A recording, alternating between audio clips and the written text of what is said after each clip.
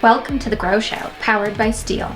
On The Grow Show, we share ideas, tips, tactics, and insights to help you grow your landscaping business based on our team's 40 years of experience running a landscaping company and working with other owners and their teams to do the same. New episodes are released weekly on Wednesdays. Here's your host, Marty Grunder. Well, good morning, good afternoon, good evening, whatever the case may be. This is Marty Grunder from Grunder Landscaping Company and the Grow Group. Thanks for downloading The Grow Show, powered by Steel. Today, we have Mark Tipton and Whitney Griffin from Aspire with us. Really excited for this one, folks. If you follow me along, you know I love Aspire. It's going to be a fun conversation.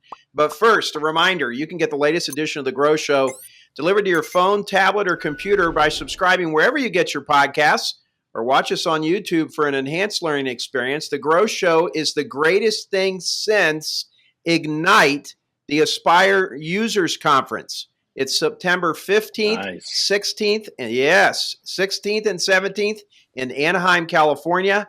And it is full of great ideas specifically for Aspire users. It'll help you move your company to another level if you're running Aspire, folks. I promise you. My team will be there, and you should be there too. Sign up today, Aspire users. You won't regret it. Now on to The Grow Show, powered by Steel. And a big old hello to my friends, Mark Tipton and Whitney Griffin. Hello, Mark and Whitney. Welcome to The Grow Show. Hi. Hey, Thanks for Marty. having us. Thrilled to be here. Well, we're excited. Mark, you, along with the late, great Kevin Kehoe, started Aspire. And I kind of lose track because, to me, it seems like 30 years ago, but I think it's 9 years ago? Almost, a little over 11. 11. Okay. So see, it kind of, all right, 2013. And man, am I glad that you guys came up with this, because Aspire, I know this sounds ridiculous, folks, but it's changed my life. It's given us a level of transparency, a view into our business that tells us, I don't even want to say on a daily basis. I want to tell you on a minute by minute basis what we need to do more of and what we need to do less of. And it's just fantastic. So Mark, why don't you go first? Tell us a little bit about yourself and how you got to this point. Maybe give us some of the glory days of walking uphill both ways when Aspire started and you used stone tablets. I don't know. Punch cards, Marty. Tell us a little bit about yourself. Right, punch cards. Yeah, absolutely. Happy to do it. Great to be here on your show.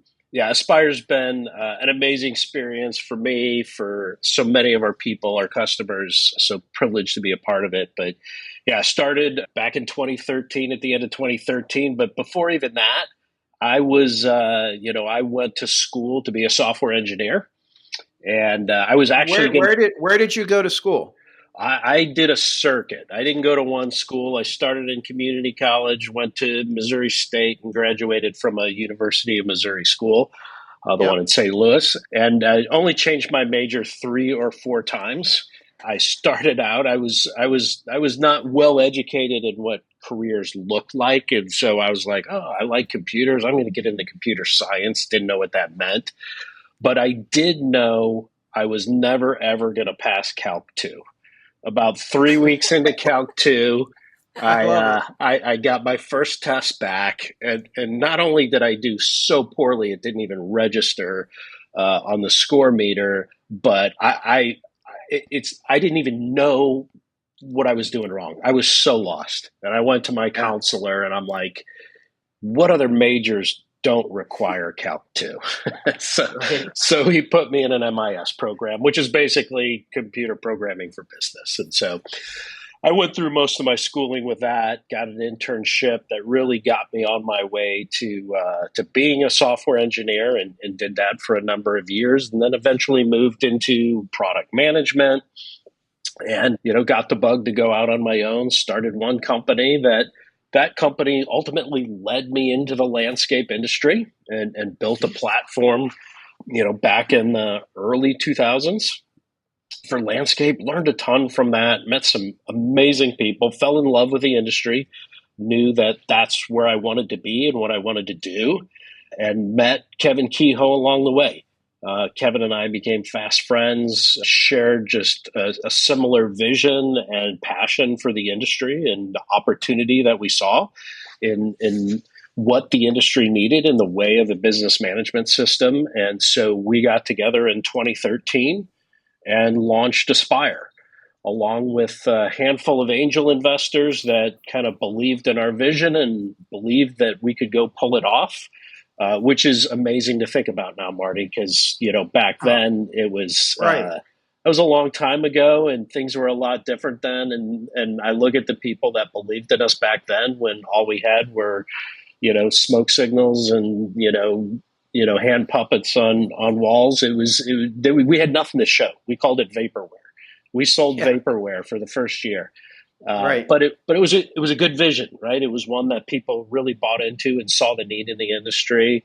And that really was the great platform to launch a business from. And, we got traction very quickly. Took us about a year and a half to roll out the first version. Right. So we came out in 2015, like January 1st, 2015, version 1.0 of Aspire.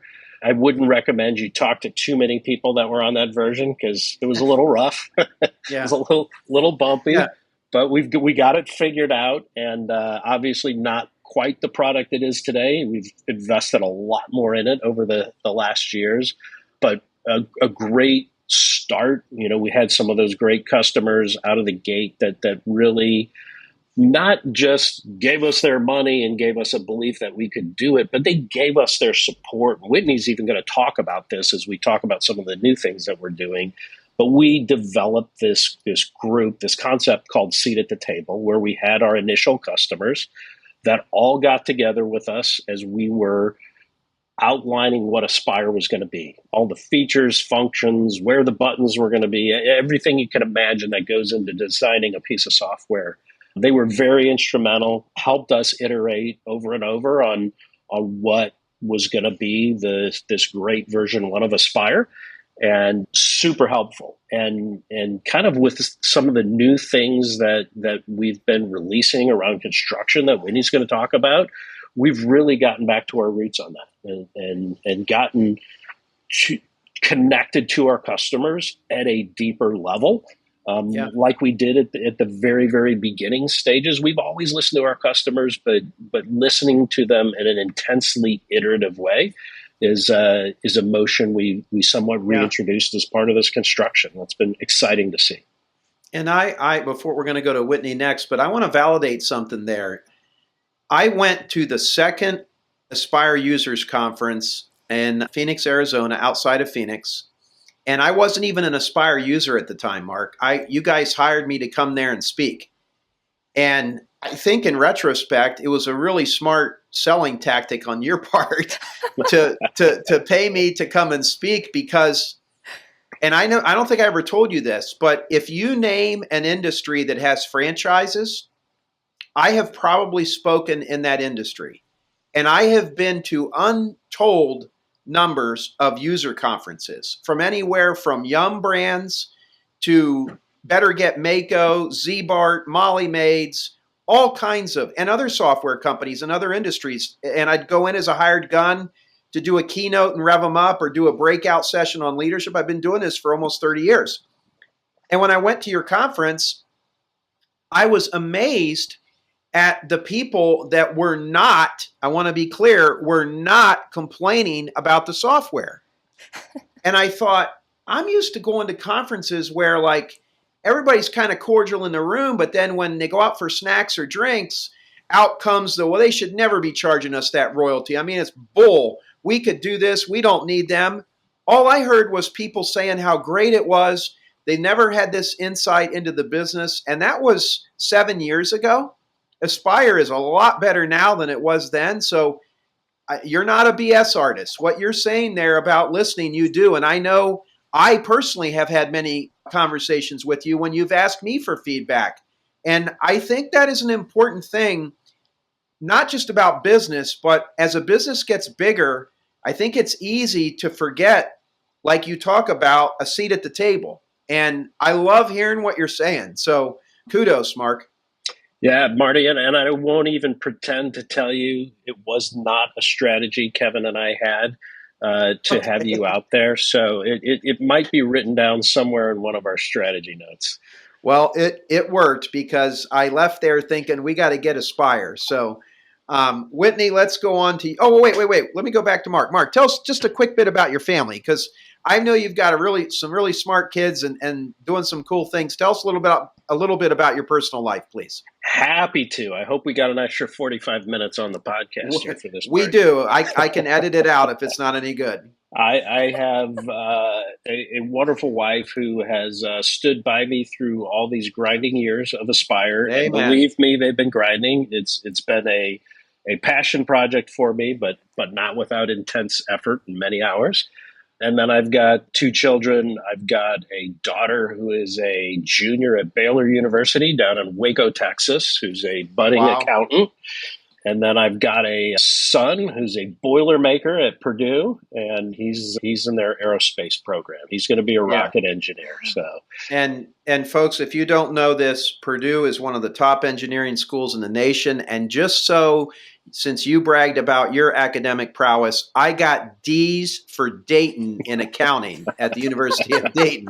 So let's go on to Whitney and stop right there. So sorry, Mom. Whitney, welcome to the Grow Show. Tell us a little bit about yourself, please. Thanks, Marty. I'm thrilled to be here. I will say I'm a little bit starstruck being here with you. I have known who you are. We've never met until today, but I've known who you are since I was an undergraduate student at Auburn University. Oh, War Eagle. Competing at what was then called the ALCA Student Career Days. And I am dating myself there. Oh, my goodness. Yeah. So, and then later on as a faculty member at Texas A&M I worked alongside Charlie Hall. I know he was Charlie. I know, like super involved with the Grow Group, helping folks overcome the 3-truck problem. I was kind of tangential to him because I was working with our undergraduate landscape contracting, design, and construction coursework. But so I've known who you are for years, and I'm really excited to be here. I'm blushing. Thank you. Good. So I am too. It's really stressful. So I'll stop fangirling. So, I wanted to be a landscape designer. I went to Auburn. I did not change my major. I didn't have a backup. So I don't really know what would have happened if it didn't work out, but thank goodness it did. I finished in 2008, which was, we all remember 2008. I remember it well. Yeah. My peers went from multiple job offers and they would pit companies against each other to, going into my last semester, everything just kind of dried up. And I didn't want to go into the commercial maintenance side of things. I really wanted to do design build, which is so ironic because Aspire was designed initially for commercial maintenance, right? Yes, and now you're in the middle of construction. And I'm in the middle of it. I love it. And so I stayed. I did my master's at Auburn. I went to Maryland for my doctorate. I ended up at Texas A&M on the faculty. And then a few years after being on the faculty there, I got recruited out into the industry by a company in Austin, Texas, who had hired several of my former students. And it was kind of a crossroads. I felt like I would never get the opportunity to actually do it ever again. Wow. And so I left academia. I joined this company and I loved it. And it was absolutely incredible. So that was in 2019. COVID blew the doors wide open in our industry. People didn't have money. Well, they had money, but they couldn't use it to travel. So they were just pouring it into their properties. And amazing. I know you experienced it. It was kind of nice, to kind of go through a recession type time and it not kill our industry like it did in 2007 and 2008. Everyone flourished and grew and it was wonderful. And then after a couple of years, I kept getting skin cancer. I got my first skin cancer diagnosis when I was in grad school. And I didn't really think about it when I left academia and went into the industry, but changing careers and putting myself in the sun every single day in Central Texas, it just kind of wasn't a good fit. And I think my dermatologist got tired of hacking me up every few months. Oh my gosh. Yeah. She just said, look, you need to change your career because you can't do this for another decade and expect things to go well for you. My partner is a software engineer, not at Aspire. but he's very familiar with kind of product management, working alongside product management. And he said, look, you have got the personality for this. And I think he meant that as a compliment. Some days he probably does, some days not. But he convinced me that I had the skill set, and he convinced me that because I used software every day in my job as a landscape designer and project manager, someone would be willing to hire me, that it didn't matter that I didn't know how to write code.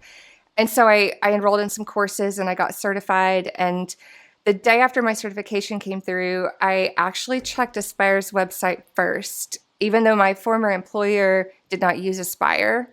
Yeah. I knew Aspire was the best. I knew it was better than what we were using. And I thought, well, if I'm going to do this, I'm going to do it right. Yeah. So there was a job opening, and I just got so lucky because my director, Brian Brinkworth, was willing to take a chance on this girl who, I know a lot about landscaping, but I didn't know the first thing about actually writing code or the, how things work in the realm. And yeah, he took a shot on me, and been here a little over 3 years, and I absolutely love it. It's wonderful. Well, Whitney, that's fantastic. And I don't know if you know this or not, but my second oldest daughter, who just blessed my wife and I with a granddaughter, Harlow Vivian is her name. Katie played soccer at Auburn University, and she is a 2018 grad. Yes. Yeah. War Eagle. Oh. War Eagle. I love that school. I tell people all the time, I wish I would have gone there. So didn't know about it till they recruited her, and she ended up down there. It was a wonderful experience. We've got a couple of members of our peer groups that are based in Auburn, Alabama. It's a great place. So let's zero in on talking more about Aspire here. I know that we're using Aspire on the construction side heavily. What features? Talk to us about the construction side of Aspire, the business side in general, where it's headed. Enlighten us on those parallels between Aspire and the construction side. So I'm so glad that you called out the fact that you've been using Aspire heavily for construction for some time. Absolutely. So Aspire works for managing a landscape construction business. You are like proof positive of that. However, we recognize that historically, the system was designed and built with maintenance operations in mind. And that isn't because, well, I'm going to speak for Mark here. I don't think that's because Mark and Kevin thought, well, we don't care about construction. But the recession, 2007, 2008, the companies that came out of that were the companies who were already doing quite a bit of maintenance, or the companies who pivoted to do maintenance because that's cash flow. Right. And, commercial properties have to do landscape maintenance. They may cut back. They may only do one color change out a year. They're going to trim those budgets, but they had to keep doing it. And so building and designing a system for that use case, it makes perfect sense because in the, mid to late 2010s, that's what everyone was doing. And so we work for construction, but because we were designed with maintenance management in mind, I think there were some workflows, change order flexibility. We've always had really good change order flexibility, but it could be a little bit manual in the process. And so opening up the ability to do change orders after you've 100% invoiced a job, who has a customer who hasn't paid you all the money and then said, you know what, y'all did a great job, so can you just do a little bit extra? Right. Additional functionalities that just make everything a little bit more streamlined and a little bit less friction based. Mark, what's your take on this with the construction side? Well, first and foremost, I am thrilled, delighted, and so happy we got Whitney because she's been an amazing leader on this. But if you rewind, and Whitney hit the nail on the head. So we were designed out of the gate for commercial maintenance primarily. Knew that there was a construction component to that, whether it was enhancement jobs or design build or just straight up construction. And we had some, I would say, we tipped our hat to it. We didn't build a full system around it. And, no one really had. I mean, there is not a great construction system out there. It's a very sophisticated, complicated you just think about all the things that are moving in concert with one another. The subcontractors, different types of materials, green goods, hard goods, fertilizers, all the things that go into, grill parts for an outdoor kitchen. I mean, it's no wonder it would. I mean, I think it's pretty easy to understand why it would be so complicated. Yeah. So, that's why we didn't get into it out of the gate, because we were at least at the level we are now. And so, but what we were seeing is that more people were doing construction and more people were doing it at higher levels. And that was even within our own client base. And so we were getting a lot of feedback from clients.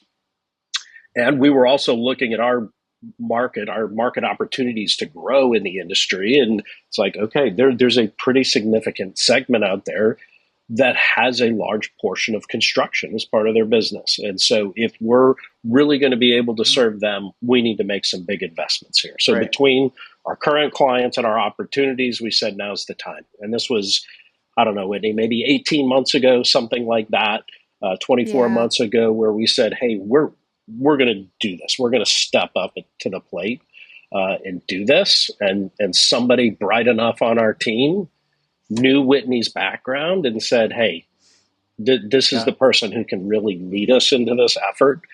And I'll let Whitney talk about how she did it. But I mentioned our seat at the table groups that we started with.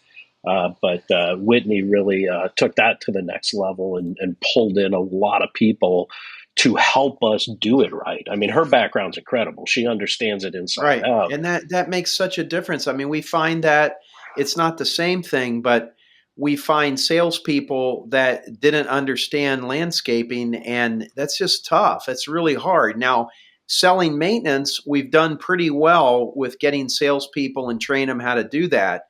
But the design, build, and the construction side, because of the complexity of it, that's just really difficult. I mean, having somebody like Whitney, or, I mean, I'm bragging, but, Whitney and I together would probably be take Seth, our president, with Whitney. God, you'd probably have, Lord only knows what you'd do with those two. But yeah, it's so true. Whitney, what would you like to add to the discussion?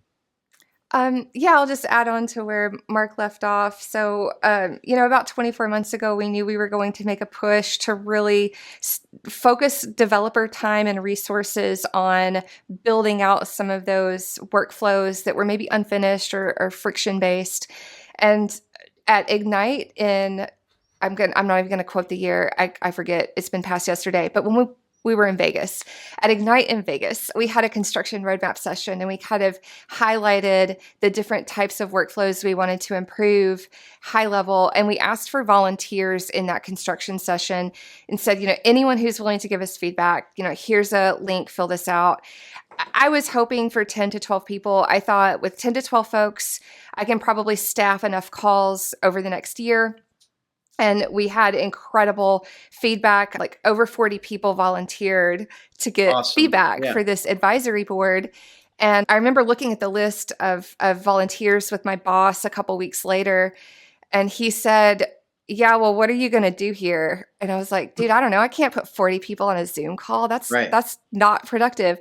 Right. So I looked at the roadmap, and I just kind of broke it out by topic. And so we have like production field management focused, and we have an estimating efficiency, financial reporting, and then kind of all things submittals. If you're kind of really focused on bid build and you do a lot of GC-based submittals or change order management. And then I resurveyed that group and basically said, what interests you more? Rank these things. And for the most part, everyone got into like what they really wanted to talk about. They self-selected into those groups, which made my life easier. And so I think every Friday for about 3 or 4 months, I had a different meeting with a different group. And we went through every single scope of work of what we thought we wanted to do.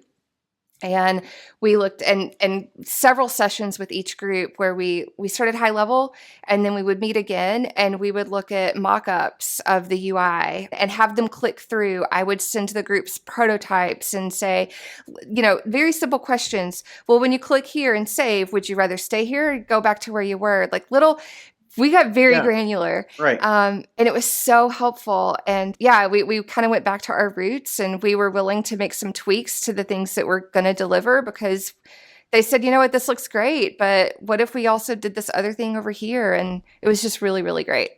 Mark just kind of hinted at it, or he said it.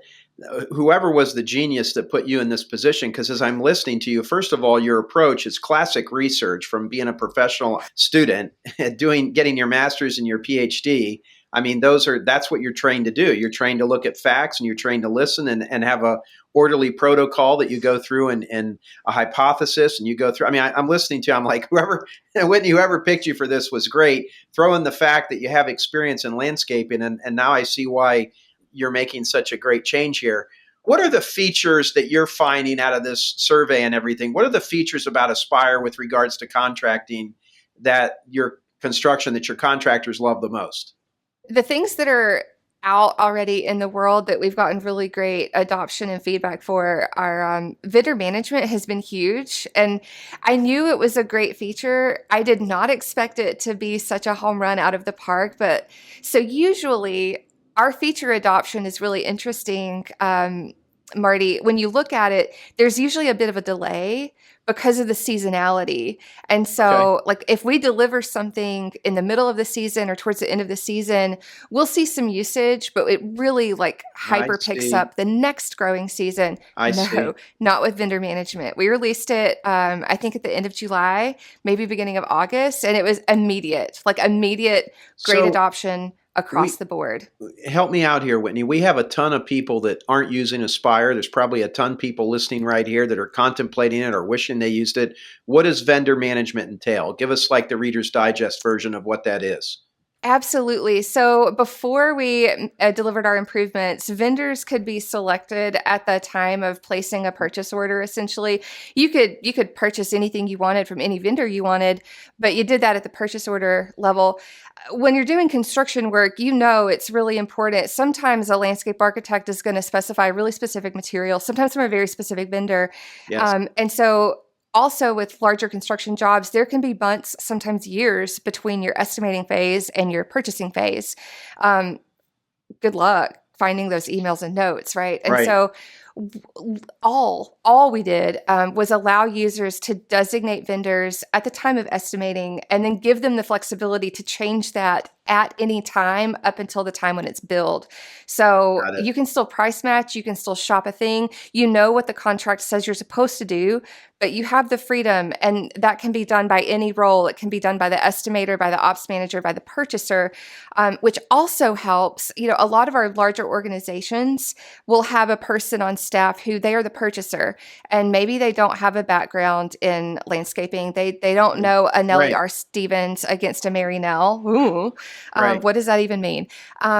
And so they're just going to order whatever is there. But now you can like group things by vendors. They don't have to know something is an evergreen and we always buy this from X nursery. You can just group things together and order everything all from a single vendor. And you don't have to think about communicating all of those things. It just streamlines it and makes it hands off. You don't get to that point, that level of sophistication or simplicity, depending on how you look at it. It's very sophisticated, but it's very simple for the user. I think that's what we want. Like I tell people when they go to Aspire, I say, listen, it's a beast to implement. And they look at me and they're like, oh, well, then I'm not going to buy it.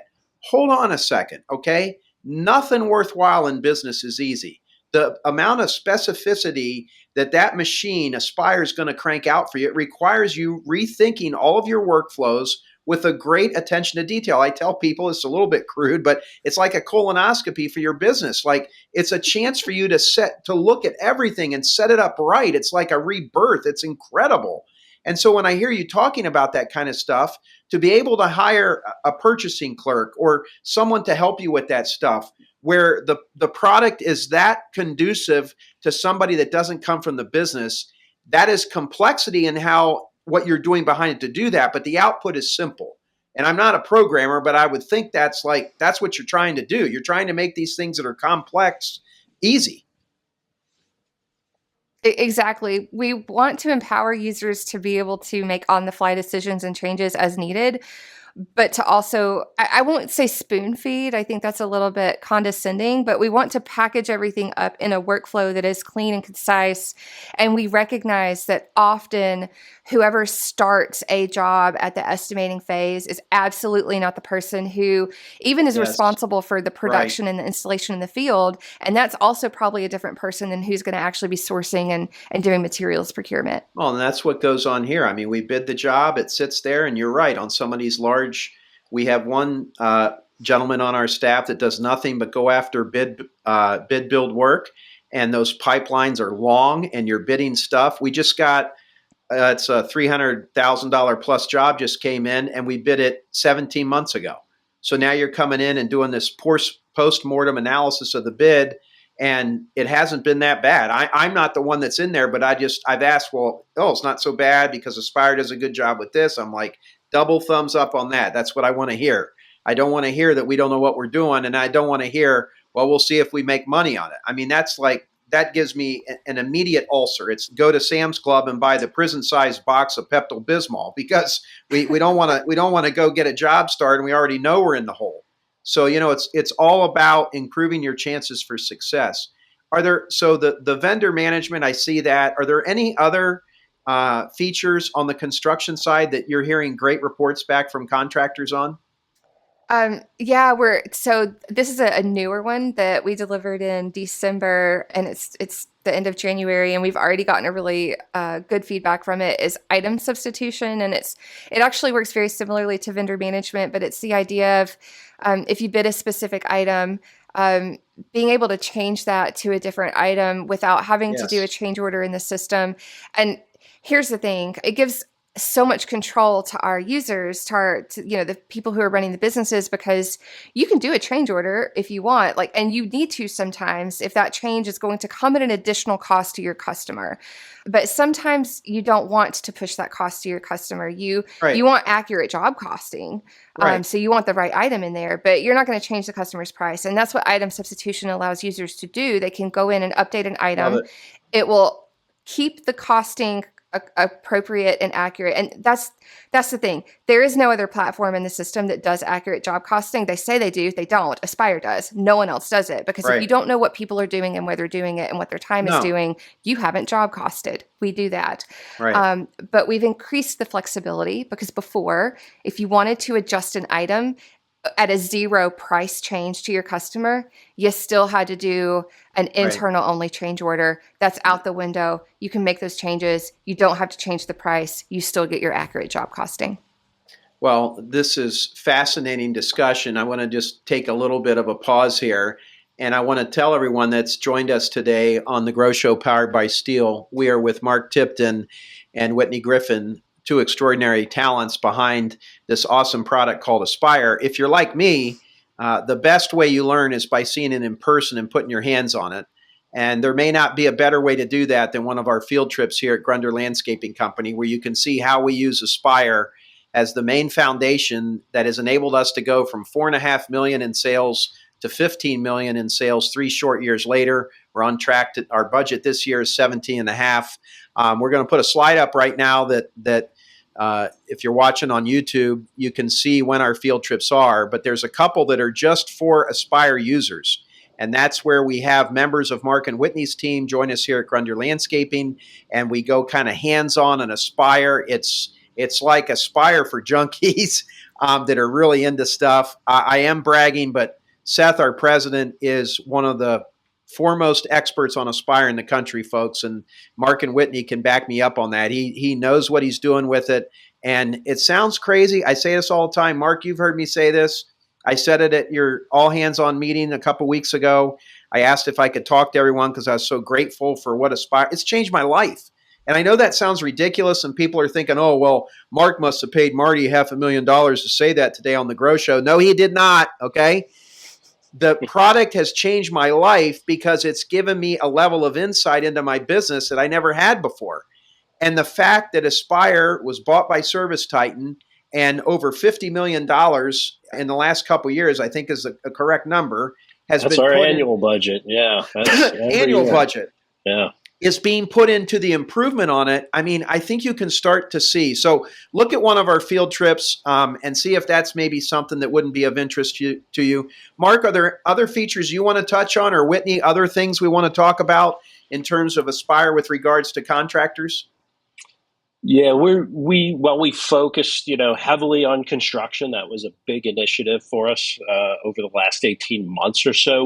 We have been doing a lot of other things. The client portal's one of them. Yes. And we've got a lot of things on our future roadmap too, by the way, that are queuing up as Whitney and her teams are winding down the big push on construction, which will continue in perpetuity at some level. Right.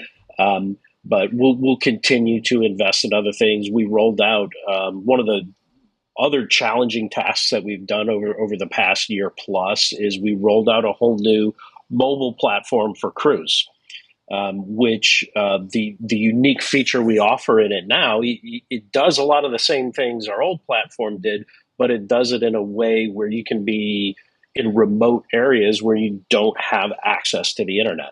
And so previously, if you didn't have access to the internet, your job list disappeared. You were doing this, trying to find a cell signal? Exactly. That's no longer the case. The app is smart enough to know that, hey, you're offline now. It downloads your information, so you still have access to your jobs and everything associated with them.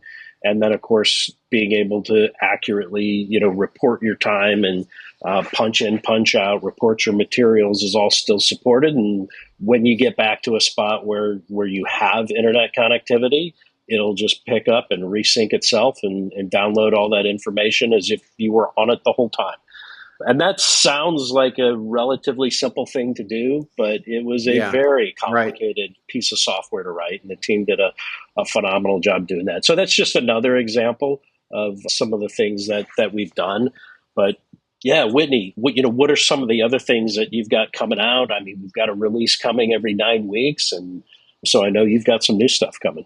We do. We have some new things coming. Something that's going to be exciting, I think, for everybody on the platform is the concept of property availability. If sometimes customers want you to be on site at certain times or like only certain days. We're going to support users being able to identify that at the property level and then follow that up with the ability to schedule against that so that you don't have to just keep So when you track go of to everything do in your head. route optimization, it'll tell you like when it's like it could be whatever. This could pertain to maintenance or whatever. But let's say you have a chain of Panera restaurants and the local manager doesn't want you in their lots between 11 and 1. Then that would block that out. Is that an application? Exactly. And you're describing kind of like how it would work in the UI. And I think we're still working on those details because we're just now starting that discovery. But look for that coming this year. Look for a new subcontractor portal. As Mark mentioned, we this previous year delivered a new customer portal for customers, and we have all of that going. Everyone's really loving it, and so we are pivoting to subcontractor portal, which, yes, that's important for construction, but it's also important for snow management. It's important for other types of green work that we support. So being able to coordinate with your subcontractors directly so that you're not getting random emails or pieces of paper with time on them, like, what is this? That's going to be really exciting. It's not my team, so, I'll be sad, but we're going to be looking at doing some additional like site audit and inspection enhancements around site inspections. The salesman in me loves that, Whitney. Go, girl. Well, it's just about relationships, right? Like you build the relationship and then you show over time, like, here is where you started and we've been together for 3 years and here's what your property looks like today. And it's so important because, your customers can forget, how good they've had it. They forget like where their property was when you first put boots on site.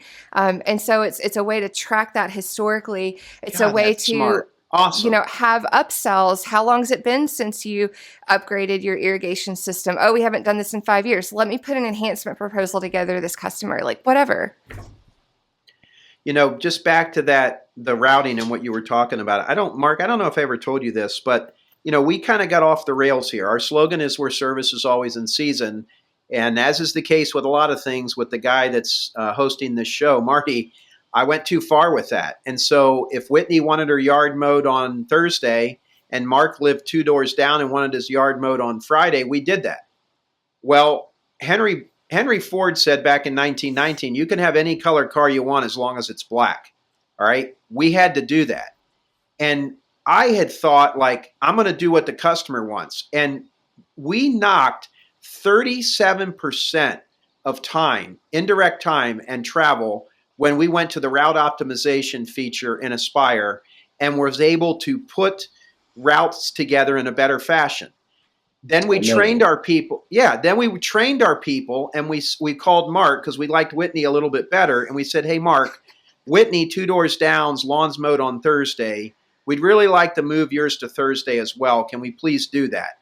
Oh, I don't know. I mean, you've cut it on Friday for so long. I don't really like that. All right, well, I can look into doing it on Friday, but it's going to cost you $50 more a week. Are you sure you wouldn't consider us doing it on Thursday? Would you be able to help me out there so we both win? And 99 times out of 100, what do you think the client said? Save $50. That's fine.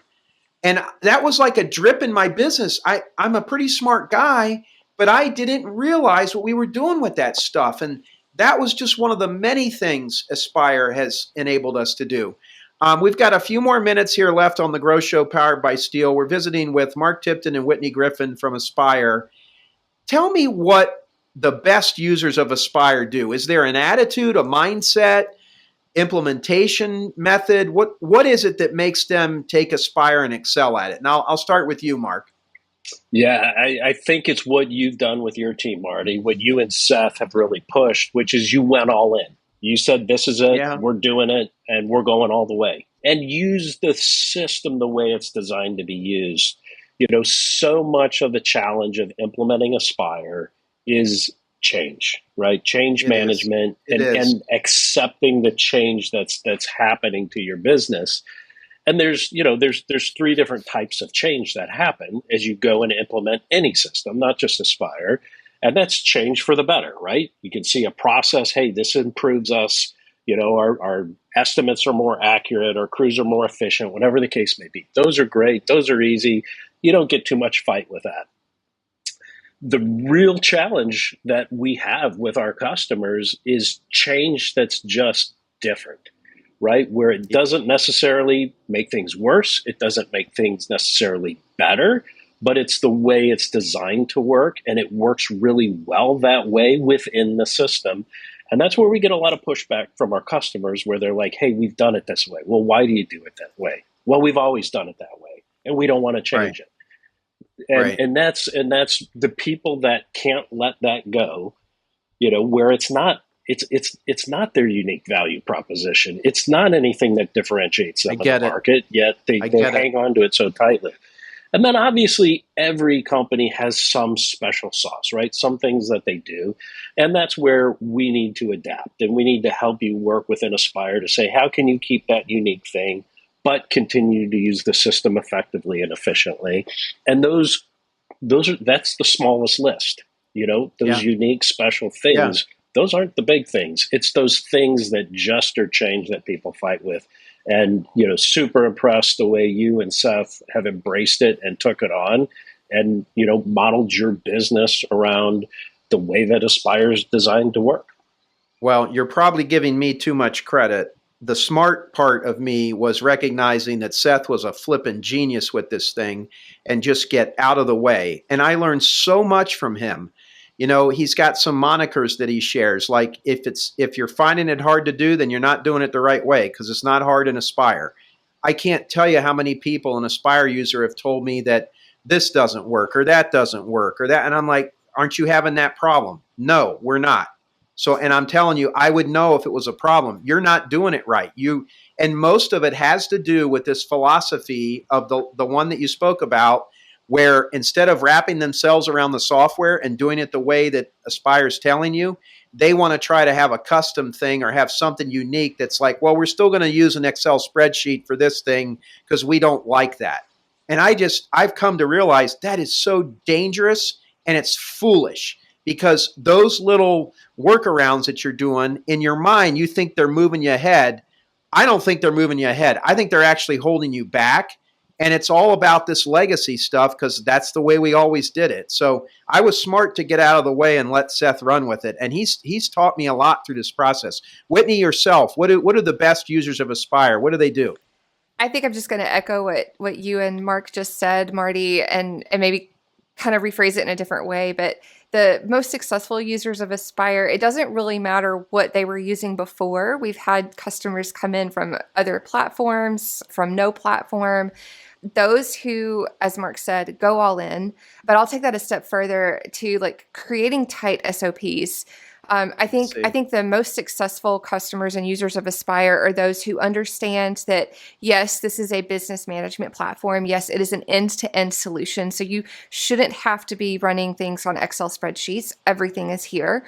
But understanding also that it's kind of a roadmap for good, efficient processes. Amen. And if you view that as the framework upon which to build your SOPs, and as Mark said, everyone has a little bit of a, different secret sauce, or like they do things a little bit differently. I would like to believe that Aspire allows for and encourages that flexibility within good, efficient processes. And so you can buy in and you can, drink the Kool-Aid top down. But I spoke with a customer, Jeremy Ross from K&D Landscaping out in California. And I want to put this on a t-shirt because he's a VP of construction. And he said, you know what, there's pain points that I experience, but I don't want you to listen to me. I want you to talk to my people because we need bottom up buy-in. And I care more about them understanding and hearing what the best workflows are supposed to be, because that's how we get people to really follow the processes. And so you have to have SOPs and get buy-in from the bottom up. It can't come from the top down. That is so well said. What a great way. We're about up with time here. Mark or Whitney, was there any last words of wisdom you wanted to share? What I would say is I need to talk less and Whitney needs to talk more, but just to touch on a few things, Whitney just kind of mentioned maybe 2 or 3 things that are part of our construction. I mean, she touched on revisions and change orders, but there's equipment scheduling, work in process reporting, Gantt scheduling, dynamic forecasting. I mean, all these features that are part of construction. She did a great job describing a handful, but it's so big. We need a few hours with you, Marty. Well, that's okay. Whitney, is there any last thing you want to add?